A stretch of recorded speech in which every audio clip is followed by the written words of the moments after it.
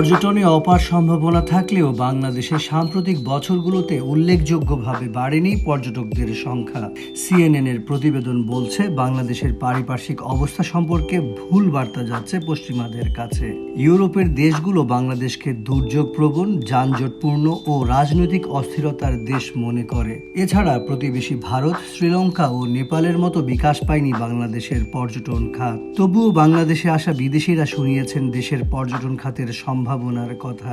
দ্বিজেন্দ্রলাল রায়ের রানী ও জীবনানন্দ দাশের রূপসী বাংলা খ্যাত প্রিয় জন্মভূমি গ্রীষ্ম থেকে বসন্তে 6 ঋতুতে সাজে নতুন রূপে। বিশ্বের দীর্ঘতম সৈকত কক্সবাজার, ম্যানগ্রোভ ফরেস্ট সুন্দরবন, সিলেটে পাহাড়ের ভাঁজে ভাঁজে থাকা চায়ের বাগান কিংবা পিরোজপুরের ভাসমান বাজার পর্যটককে আকৃষ্ট করতে কোনো কমতি নেই এশিয়ার এই দেশটির।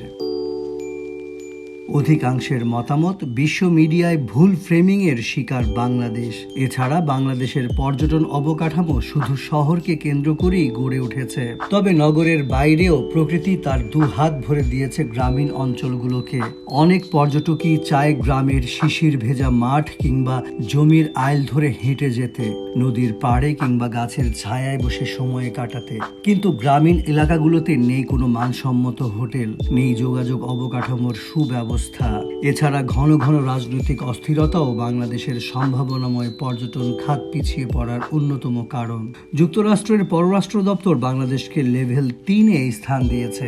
নিজ দেশের নাগরিকদের বাংলাদেশ ভ্রমণে পুনর্বিবেচনার আহ্বান জানিয়েছে। অন্যদিকে যুক্তরাজ্য সরকার মিয়ানমার সীমান্তবর্তী পার্বত্য চট্টগ্রাম ভ্রমণের ক্ষেত্রে ব্রিটিশ নাগরিকদের সতর্ক করেছে। তবুও যারা বাংলাদেশ ভ্রমণ করেছেন তাদের কয়েকজনের সাক্ষাৎকার নিয়েছে সিএনএন। সবার বর্ণনাতেই উঠে এসেছে বাংলাদেশ সফরের সুখস্মৃতি। পর্যটন খাতের বিকাশে নানা পরামর্শ দিয়েছে তারা।